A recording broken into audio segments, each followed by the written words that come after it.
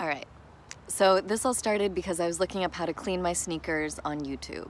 So that's where we're starting. And if you look at YouTube, there are all these videos that talk about how to adult. And they'll show you things like how to organize your closet and how to balance your budget and all of these things that are really important. And even in common language, people will say like, oh, today I'm adulting, or today I adulted. And they'll mean these kinds of activities, like they prepped their lunch for the week, or cleaned their fucking sneakers with a toothbrush.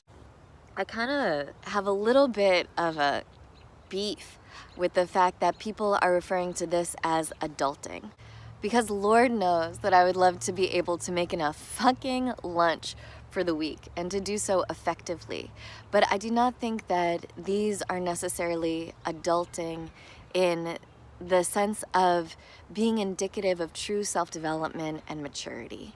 And that, just to be super unfun for a second, I think the fact that we consider these sort of activities to be signifiers of having become an adult are part of the issue that keeps us infantilized in our society and not attaining that true self-development that would be indicative, for me, of an actual maturity.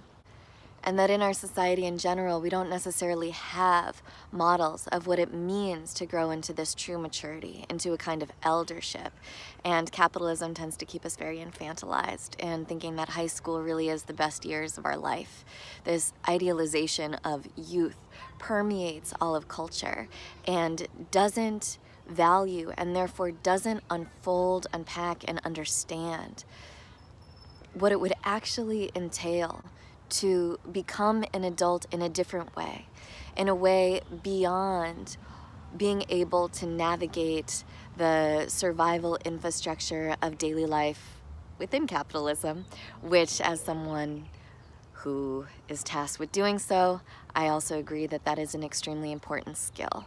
And my little beef with it also made me want to look back and think about what do I think has really been the factors or skills that have contributed to me being able to become more adult, or that I have really felt are achievements on this path towards my own maturity.